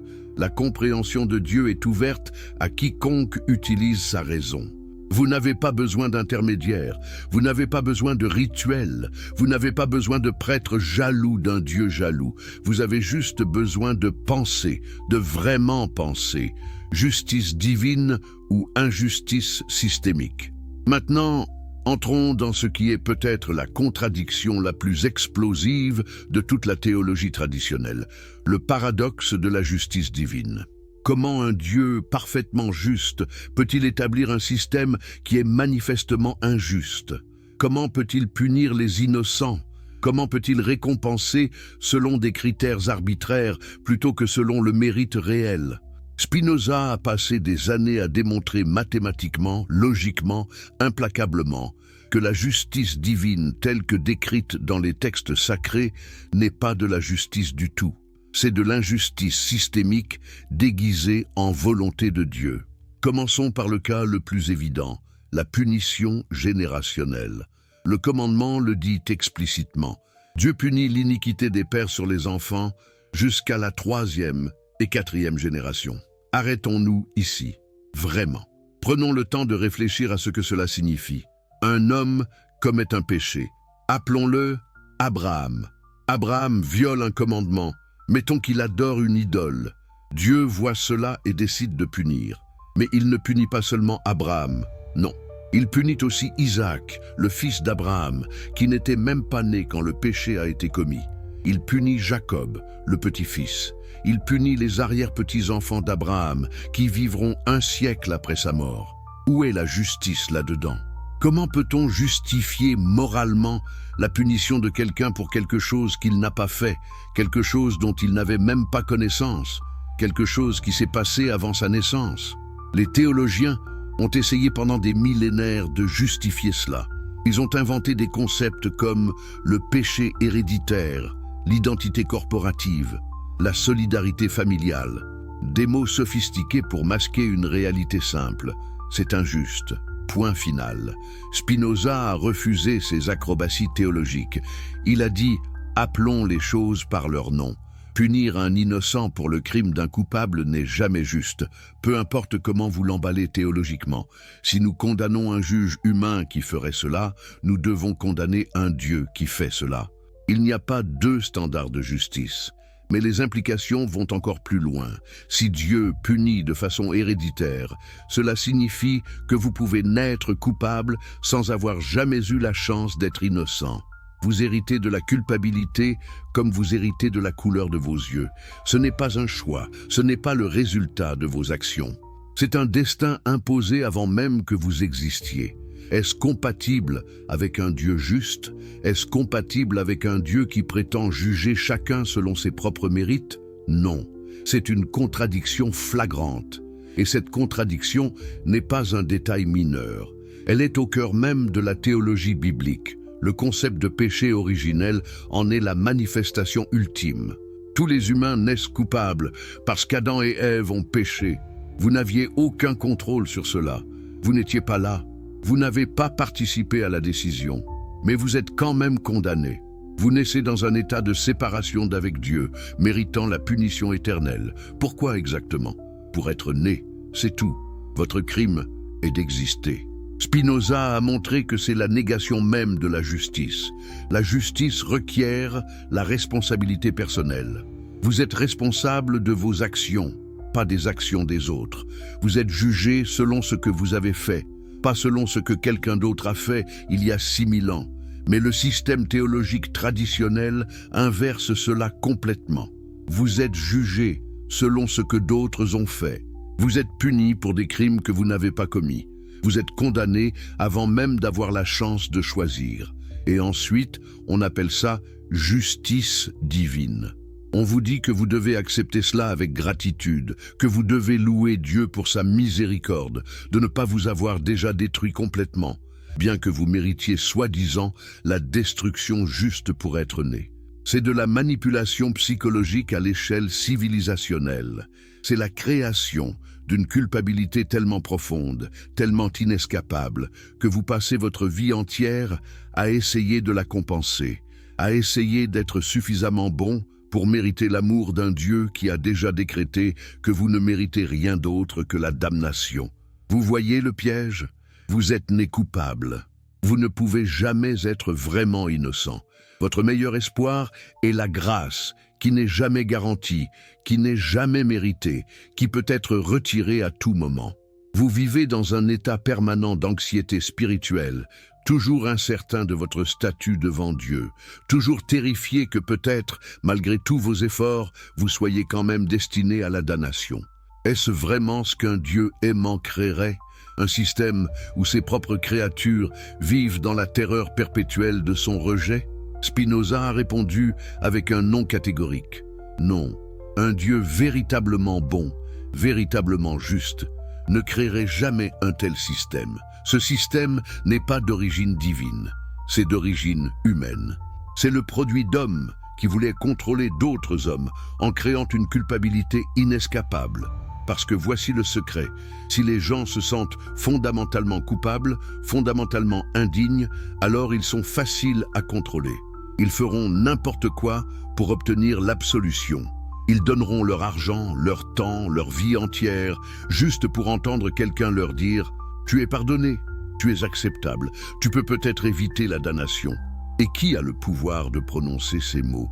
Les prêtres, les autorités religieuses, ceux qui prétendent parler au nom de ce Dieu jaloux et vengeur. C'est un système de contrôle parfait.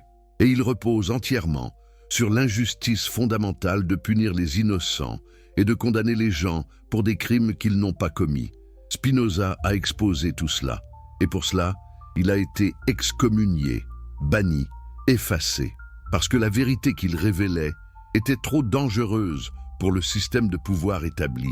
Le paradoxe de l'omniscience et de la punition. Approfondissons maintenant un autre aspect de cette injustice systémique. Si Dieu est omniscient, s'il connaît tout passé, présent et futur, alors il savait exactement ce que vous feriez avant même de vous créer. Il savait que vous pécheriez, il savait que vous le trahiriez, il savait tout cela avec une certitude absolue. Et pourtant, il vous a quand même créé. Il a créé Adam et Ève sachant parfaitement qu'ils mangeraient le fruit interdit. Il a créé Judas sachant qu'il trahirait Jésus. Il a créé chaque pécheur sachant exactement quel péché il commettrait. Alors qui est vraiment responsable? Si vous créez quelqu'un en sachant avec certitude absolue qu'il fera quelque chose et que vous le créez quand même, n'êtes-vous pas complice de cette action? N'êtes-vous pas, en fait, le vrai responsable? C'est comme si un programmeur créait un robot, le programmait pour voler, et ensuite punissait le robot pour avoir volé. C'est absurde. Le robot ne fait que suivre sa programmation. Le vrai responsable est le programmeur. De même, si Dieu vous a créé sachant exactement ce que vous feriez et que vous ne pouvez pas faire autrement parce que Dieu ne peut pas se tromper dans ses prédictions, alors vous ne faites que suivre le script qu'il a écrit pour vous. Comment peut-il alors justement vous punir? Spinoza a développé ce paradoxe en détail dans son Éthique. Il a montré que l'omniscience divine est incompatible avec la punition juste.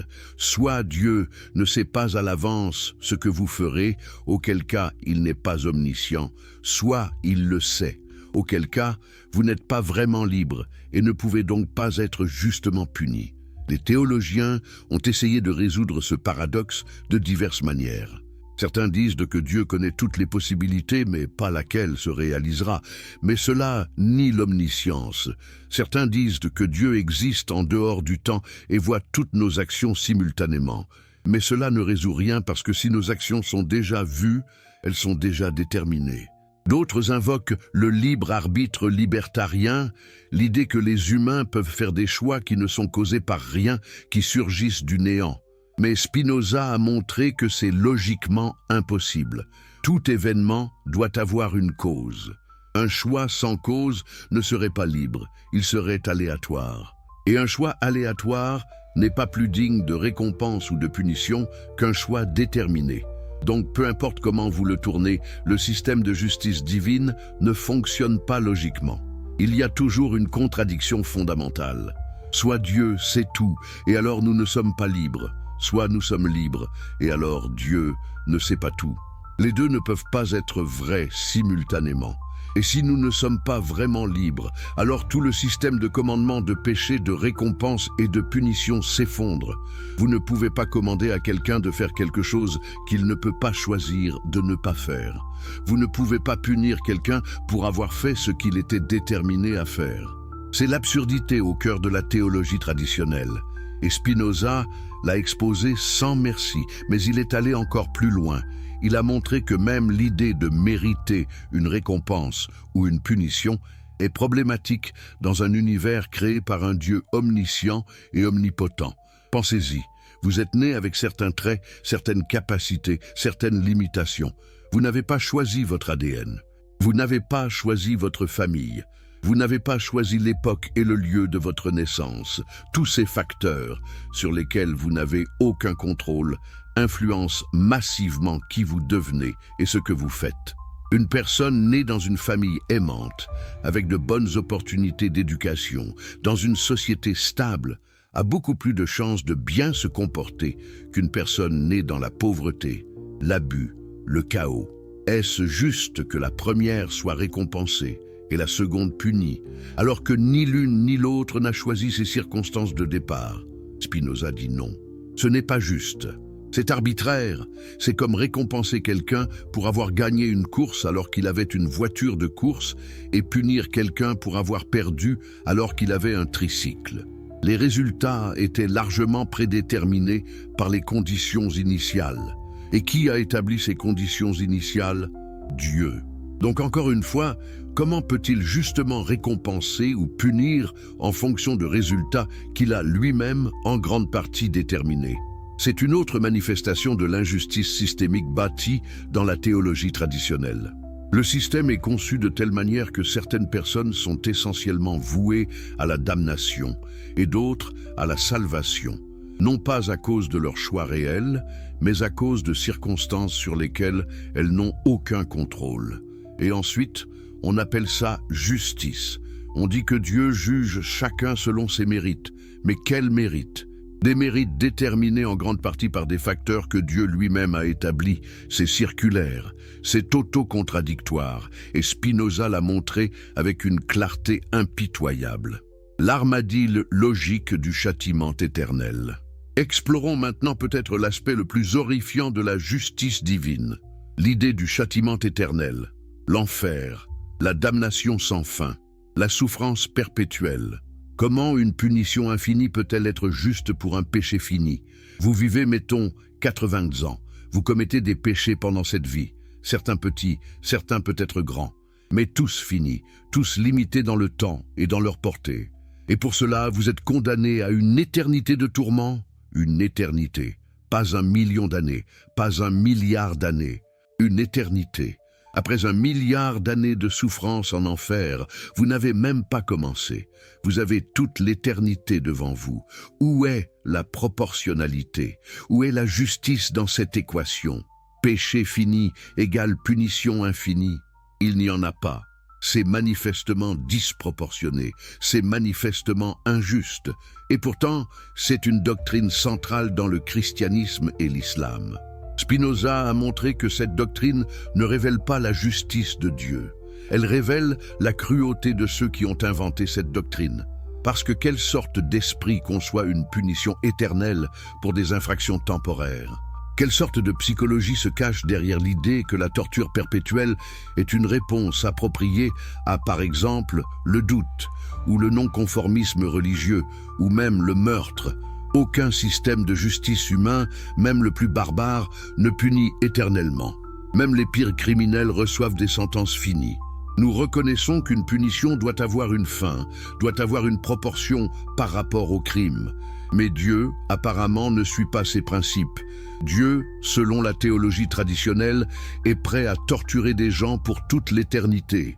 Et on appelle ça justice parfaite. Spinoza a refusé cette monstruosité. Il a dit « Un Dieu vraiment parfait ne pourrait jamais vouloir la souffrance éternelle de quiconque. Ce serait contraire à la perfection. La perfection implique la bonté. Et la bonté exclut la cruauté gratuite. La torture éternelle n'a aucun but rédempteur. Elle ne corrige personne. Elle ne restaure rien. C'est juste la cruauté pour la cruauté. Et c'est incompatible avec un Dieu parfaitement bon. Donc encore une fois, nous sommes face à une contradiction.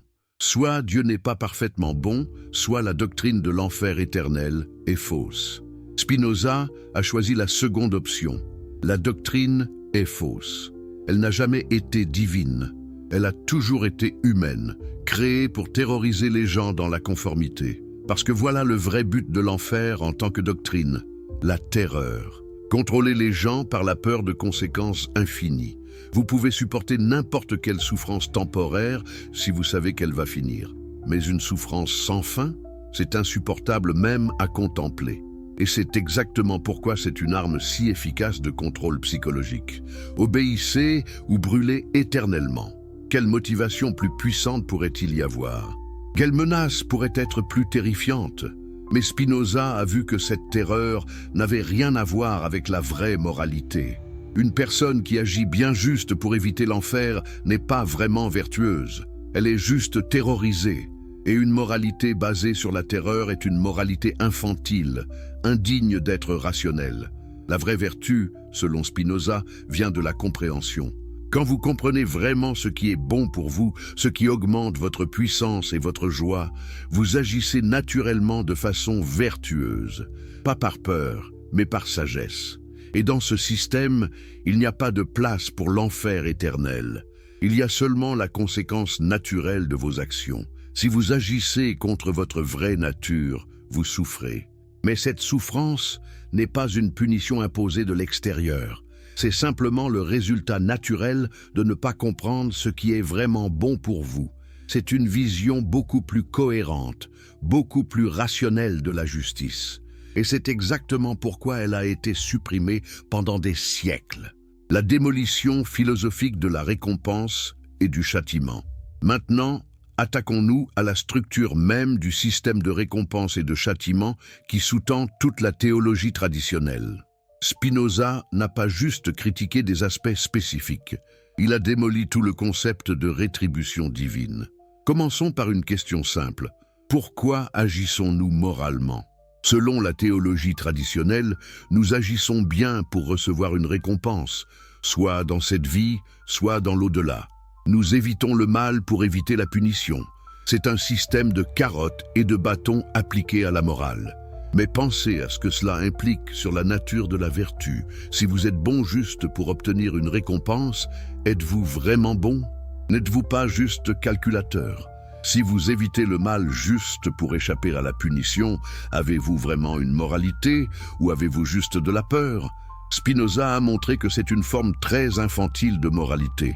C'est la moralité d'un enfant qui obéit à ses parents pour obtenir des bonbons et éviter la fessée. Ce n'est pas la moralité d'un adulte mature qui comprend vraiment pourquoi certaines actions sont bonnes et d'autres mauvaises. La vraie vertu, dit Spinoza, est sa propre récompense. Quand vous agissez vertueusement, vous augmentez votre puissance, votre joie, votre capacité de comprendre et d'agir. C'est la récompense immédiate, inhérente à l'action elle-même. Vous n'avez pas besoin d'attendre un paradis futur. Le paradis, c'est l'état de comprendre vraiment et d'agir en harmonie avec cette compréhension. De même, le vice est sa propre punition. Quand vous agissez contre votre vraie nature, quand vous êtes guidé par des passions confuses plutôt que par la raison claire, vous diminuez votre puissance, vous augmentez votre souffrance. C'est l'enfer ici et maintenant. Pas un enfer futur de feu et de soufre, mais l'enfer d'être aliéné de votre propre nature. Vous voyez comme c'est différent? Dans le système traditionnel, la moralité est externalisée. La récompense vient de l'extérieur, du Dieu qui observe et juge. Dans le système de Spinoza, la moralité est internalisée. La récompense vient de l'action elle-même, de l'harmonie que vous créez dans votre propre être. Et quel système est supérieur? Quel système produit une vertu plus authentique, plus stable, plus profonde? Pensez-y. Si votre moralité dépend de la croyance en un Dieu qui récompense et punit, que se passe-t-il si cette croyance vacille? Que se passe-t-il si vous commencez à douter de l'existence de Dieu ou de sa capacité à vous observer ou de la réalité du paradis et de l'enfer? Votre moralité s'effondre parce qu'elle n'était jamais vraiment la vôtre. Elle était juste une réponse conditionnée à des incitations externes. Mais si votre moralité est basée sur la compréhension de ce qui est vraiment bon pour vous, de ce qui augmente vraiment votre puissance et votre joie, alors elle est stable. Elle ne dépend pas de croyances religieuses. Elle dépend de votre compréhension de la réalité. Et cette compréhension, une fois acquise, ne peut pas être perdue. Vous pouvez perdre la foi. Vous ne pouvez pas perdre la connaissance. C'est pourquoi Spinoza a dit que la philosophie est supérieure à la religion. La religion maintient les gens dans la moralité infantile de la récompense et de la punition. La philosophie élève les gens vers la moralité mature de la compréhension et de l'harmonie. Mais voici le problème du point de vue des autorités religieuses. Une population philosophiquement mature n'a pas besoin de prêtres. Elle n'a pas besoin d'intermédiaires entre elle et la vérité. Elle peut penser par elle-même, comprendre par elle-même, agir moralement par elle-même. C'est une menace directe pour toute structure de pouvoir basée sur le contrôle de l'information et l'interprétation de la volonté divine. Donc bien sûr, Spinoza a été excommunié. Bien sûr, ses livres ont été brûlés. Bien sûr, il a été effacé de l'histoire pendant 2 siècles parce qu'il offrait quelque chose que le prix de défier le commandement. Vous pensez connaître la persécution. Vous pensez savoir ce que signifie être rejeté, banni, effacé de l'histoire pour avoir simplement dit la vérité? Alors laissez-moi vous raconter l'histoire de ce qui est arrivé à un homme qui a osé regarder Dieu dans les yeux et dire « Non, tu n'es pas jaloux, tu n'es pas vengeur, tu es une invention humaine. » Et si vous aimez les histoires de courage intellectuel face à la tyrannie, de vérité face au pouvoir absolu, n'oubliez pas de vous abonner à cette chaîne maintenant pour ne manquer aucun moment de ce récit extraordinaire. Et dites-moi, de quel pays regardez-vous cette révélation? Quelle heure est-il chez vous pendant que nous explorons ensemble l'une des plus grandes tragédies de l'histoire de la pensée humaine? Si vous êtes sur votre téléphone portable, prenez juste une seconde pour hype cette vidéo. Ça aide vraiment à faire connaître cette histoire à plus de personnes qui ont besoin de l'entendre. Nous sommes le 27 juillet 1656, Amsterdam. La ville la plus tolérante d'Europe à cette époque, un refuge pour les persécutés, un havre pour les libres penseurs. C'est là que tout va s'effondrer pour Baruch Spinoza. Il a 23 ans, juste 23 ans. Un jeune homme brillant, éduqué dans la tradition juive la plus rigoureuse, fils d'une famille de marchands respectés. Son futur semble assuré. Il pourrait devenir rabbin. Il pourrait suivre les traces de son père dans le commerce.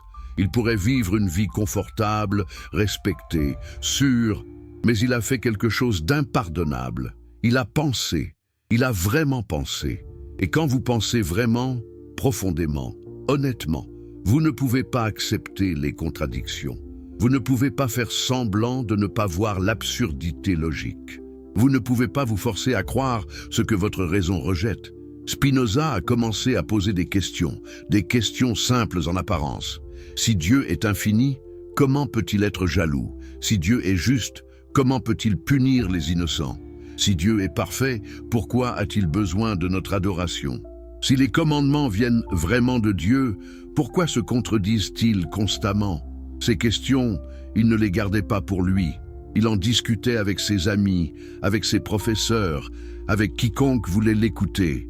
Et les autorités religieuses ont commencé à entendre parler de ce jeune homme troublant qui remettait en question les fondements même de la foi. D'abord, ils ont essayé la persuasion. Des rabbins vénérables sont venus lui parler, lui expliquer que certaines choses dépassent la compréhension humaine, qu'il faut avoir la foi, que ces questions mènent à la damnation. Spinoza a écouté poliment.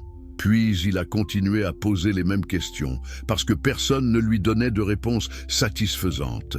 Juste des appels à l'autorité, à la tradition, à la foi aveugle. Ensuite, ils ont essayé la corruption.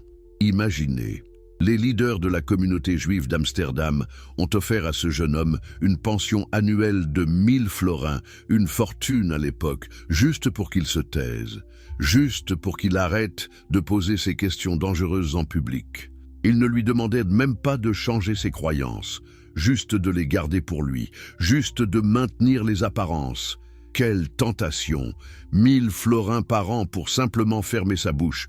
Combien d'entre nous accepteraient un tel arrangement? Combien d'entre nous vendraient leur intégrité intellectuelle pour une telle somme? Spinoza a refusé. Il a dit non. Pas parce qu'il voulait être un martyr, pas parce qu'il cherchait la gloire ou l'attention, mais simplement parce qu'il ne pouvait pas vivre dans le mensonge. Il ne pouvait pas prétendre de croire ce qu'il savait être faux. Il ne pouvait pas se taire face à des doctrines qu'il considérait non seulement fausses, mais dangereuses. Et c'est là que les choses ont pris un tournant sombre.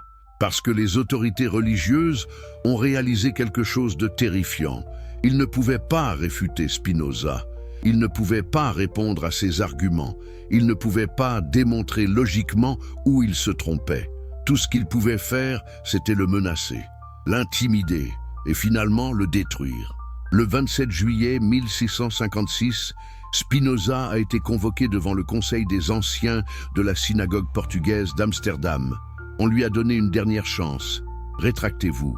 Dites que vous aviez tort. Demandez pardon. Acceptez l'autorité de la tradition. Et tout sera pardonné. Spinoza a regardé ces hommes dans les yeux. Ces hommes qui représentaient tout le poids de la tradition, de l'autorité, de la communauté. Ces hommes qui avaient le pouvoir de le détruire socialement, économiquement, psychologiquement. Et il a dit non. Il ne pouvait pas se rétracter, parce que ce serait mentir. Et mentir sur la vérité est le pire des péchés. Alors ils ont prononcé le chérem, l'excommunication. Mais pas n'importe quelle excommunication.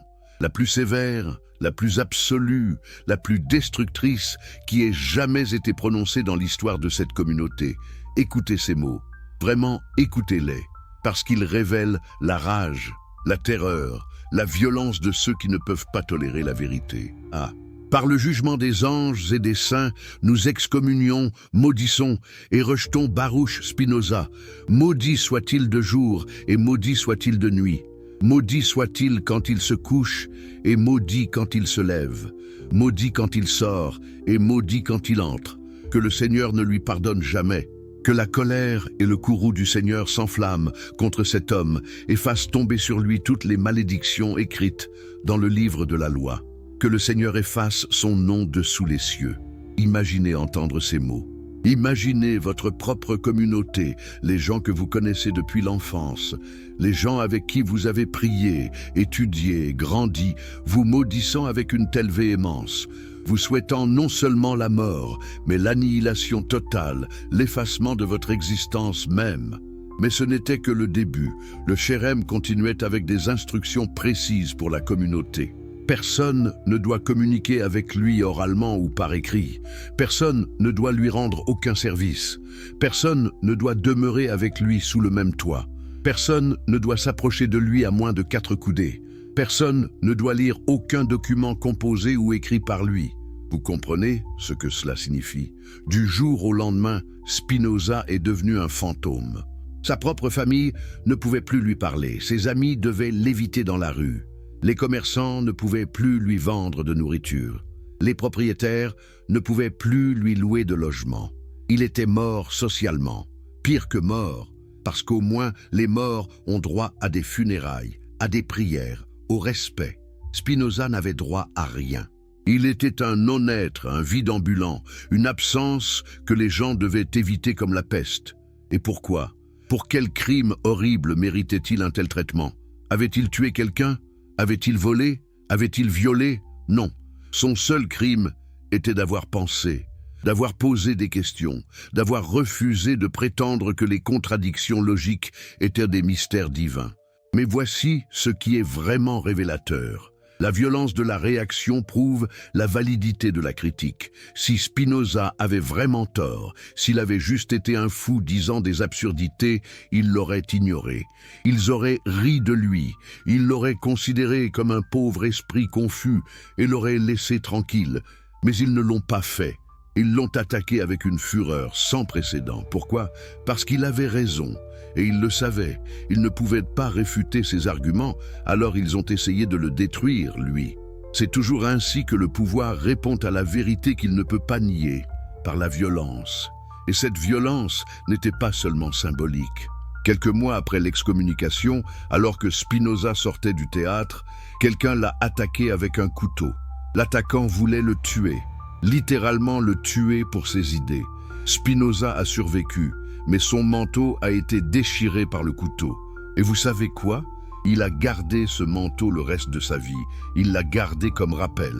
Rappel de ce que les gens sont prêts à faire quand leurs croyances sont remises en question. Mais même cela n'a pas arrêté Spinoza. Il n'a pas fui. il n'a pas quitté Amsterdam immédiatement. Il est resté, continuant à penser, à écrire, à développer sa philosophie. Il a changé son nom de Baruch, le nom hébreu, à Benedictus, la version latine, signifiant la même chose, béni. Comme pour dire, vous pouvez me maudire, mais je reste béni par la vérité. Il a dû gagner sa vie d'une nouvelle façon. Ses anciennes sources de revenus lui étaient fermées. Alors, il est devenu polisseur de lentilles. Un travail manuel, humble, dangereux même, car la poussière de verre endommageait ses poumons. Mais c'était un travail honnête qui lui laissait du temps pour penser. Et pendant qu'il polissait des lentilles le jour, il polissait sa philosophie la nuit. Il écrivait, pas pour la publication. Il savait que publier ouvertement ses idées serait suicide. Mais il écrivait quand même, parce qu'il devait. Parce que la vérité exigeait d'être articulée, même si elle ne pouvait pas encore être partagée ouvertement. Ses amis, les quelques-uns qui lui sont restés fidèles malgré l'excommunication, le suppliaient parfois de modérer son langage, d'adoucir ses critiques, de rendre ses idées plus acceptables. Et Spinoza répondait toujours la même chose. Je ne peux pas mentir sur la vérité. Si mes idées sont rejetées, qu'il en soit ainsi. Mais je ne les déformerai pas pour les rendre plus palatables. Quelle intégrité, quelle force de caractère! À 23 ans, cet homme a choisi la vérité plutôt que le confort, l'intégrité plutôt que l'acceptation, la cohérence logique plutôt que la paix sociale. Et le prix qu'il a payé? Il a vécu le reste de sa vie dans la pauvreté relative. Il n'a jamais eu de famille. Il n'a jamais eu de position académique officielle. Il est mort à 44 ans, ses poumons détruits par la poussière de verre, son corps affaibli par des années de privation. Mais ses idées ont survécu et elles ont changé le monde. Le silence systématique de ses idées. Mais l'histoire de la persécution de Spinoza ne s'arrête pas à sa mort. En fait, elle devient encore plus sinistre. Parce qu'après sa mort en 1677, il y a eu un effort coordonné, systématique, délibéré pour effacer Spinoza de l'histoire de la pensée humaine. Pensez-y. Cet homme a développé un système philosophique qui a influencé pratiquement tous les grands penseurs qui l'ont suivi. Kant, Hegel, Nietzsche, Marx, Freud, Einstein, tous ont été profondément influencés par Spinoza. Tous ont lu son éthique, son traité théologico-politique, et ont été transformés par ses lectures. Mais pendant 200 ans, personne n'osait le citer publiquement. Personne n'osait reconnaître ouvertement sa dette envers lui. Pourquoi ? Parce que simplement mentionner le nom de Spinoza pouvait vous détruire académiquement, socialement, professionnellement. Il était le philosophe fantôme, présent partout, nommé nulle part. Ses idées circulaient sous terre, dans des cercles secrets, dans des conversations chuchotées. Mais en public, officiellement, Spinoza n'existait pas. L'Église catholique a mis tous ses livres à l'index des livres interdits. Posséder un exemplaire de l'éthique pouvait vous valoir l'excommunication ou pire. Les autorités protestantes étaient tout aussi virulentes. Et bien sûr, la communauté juive maintenait son excommunication même après sa mort. Les trois grandes religions abrahamiques, qui se disputaient sur tant de choses, étaient unanimes sur un point. Spinoza devait être effacé, ses livres devaient être brûlés, son nom devait être oublié, et pendant un temps, cela a presque fonctionné. Dans les universités, son nom était rarement mentionné. Dans les cours de philosophie, on sautait directement de Descartes à Leibniz, comme si rien d'important ne s'était passé entre les deux. Spinoza, le chaînon manquant crucial, était simplement ignoré. Pourquoi un tel effort pour le faire taire? Pourquoi pas simplement le réfuter, démontrer où il se trompait et passer à autre chose? Vous connaissez déjà la réponse, parce qu'il ne pouvait pas le réfuter. Ses arguments étaient trop solides, trop logiques, trop dévastateurs pour les fondements de la théologie traditionnelle. Alors ils ont fait ce que le pouvoir fait toujours quand il ne peut pas gagner par la raison. Ils ont essayé de gagner par le silence. Si personne ne lit Spinoza, si personne ne connaît ses arguments, alors ces arguments ne peuvent pas nuire au système de pouvoir établi. Mais voici l'ironie magnifique. Plus ils essayaient de le supprimer, plus il devenait influent. Parce que les interdictions créent la curiosité, les livres brûlés deviennent des trésors recherchés. Et les philosophes les plus audacieux, les penseurs les plus courageux, ont trouvé des moyens de lire Spinoza malgré les interdictions.